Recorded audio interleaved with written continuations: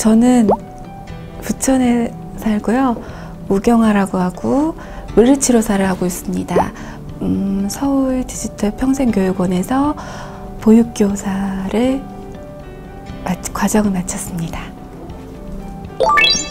실습을 처음에 모르고서는 시작을 했으니까 그냥 다른 분들은 조금이나마 도움이 되었으면 좋겠다는 생각에서 그냥 올렸는데 베스트 후기 됐다고 해서 좀 많이 놀랐어요.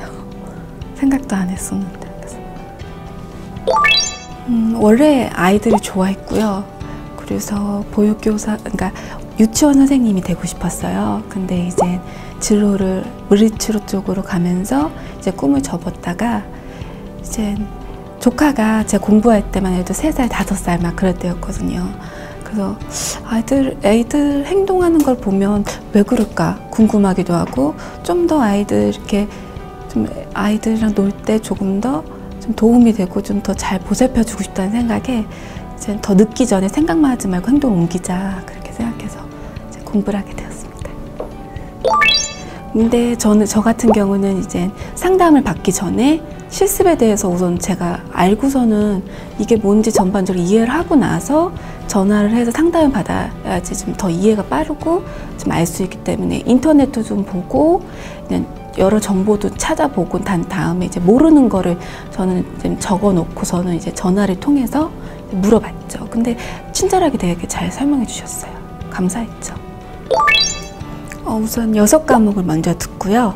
그리고 SDL에서 이제 SDU에 이제 OT 신청을 하라고 안내를 해주면 이제 OT 신청을 해요. 그러면 이제 거기서 합격을 하면 이제 OT에 참가를 하는 거죠. OT 참가하고 나서 이제는 이제 수강 신청을 하고 그 다음에 이제 수강 납부를 한 다음에 이제 수업 듣고 그 다음에 실습을 나가면 돼요. 그렇게 했죠. 저는 이제 실습 기간 선정을 OT 참석 전부터 걱정을 했었어요. 그래서 어떻게 해야 되나 고민했었는데 그때 허정경 교수님이 힘들더라도 국공립 어린이집에서 이제 해봤으면 좋겠다. 많은 경험을 해보고 느껴봤으면 좋겠다. 아마 많이 배우고 올 거다. 그렇게 말씀하셨거든요. 그 말이 와닿아서 저도 그래서 집주에 있는 사설 그런 민간 어린이집 말고 일부러 국공립 어린이집을 이제 해야겠다 마음 먹고서는 인터넷으로 집주에 있는 데를 우선 다 찾아봤어요. 그래서 하나하나 다 전화해보고 그래서 이제 선택하게 됐죠.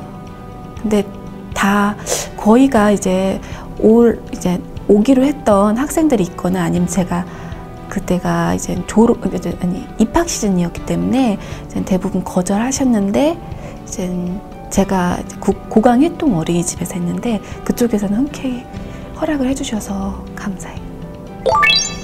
우선은 그러니까 아이들이랑 같이 생활을 하면서 이제 뭐 아이들 같이 놀고 같이 교육보다 우선은 만 2세 반 같은 경우는 교육보다는 같이 각 영역이 있어요. 뭐 그러니까 음악 영역, 뭐 그런 식으로 언어 영역 그런 식으로 해가지고 있으면 아이들이 자유롭게 그 영역에서 자유롭게 할 수 있도록 그냥 옆에서 봐주면서 보조해주면서 아이들이 이렇게 뭐 어려워하거나 하는 거는 좀 옆에 도와주고 하지 지시하는 건 아니었어요.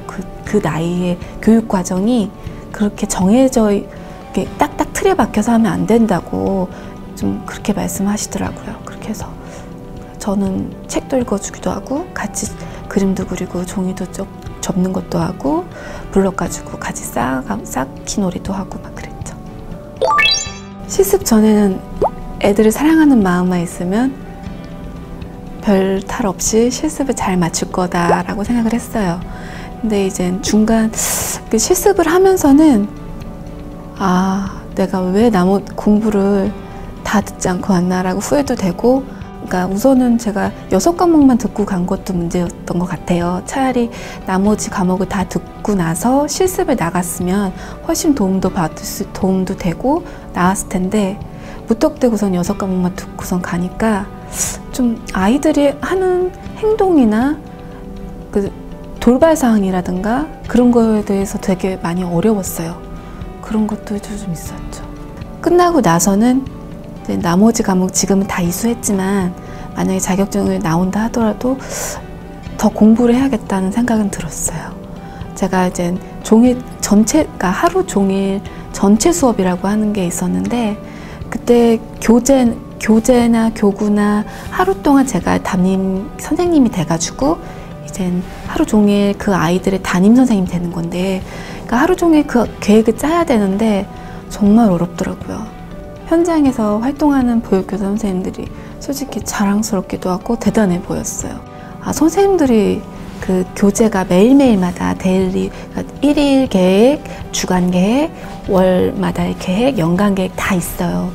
그러니까 대단하시더라고요. 그걸 어떻게 다 그걸 공부를 하실까? 그걸 다 어떻게 거기서 공부해서 자료를 다 찾아가지고 그렇게 다 하실까 해서 정말 큰 도움은 됐던 것 같아요. 나중에 제가 한번 만약 계획안을 짜본다 그러면은 한 번 다시 도전은 해보고 싶어요.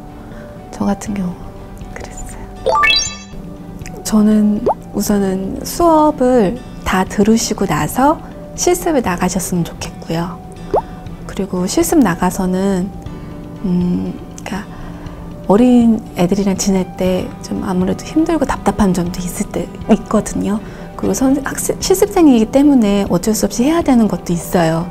근데 한번 그럴 때마다 좀 울컥하기도 하지만 그냥 조금만 참고 4주 동안 힘든 만큼 또 좋은 결과가 있을 거니까 다 열심히 잘 하셨으면 좋겠어요.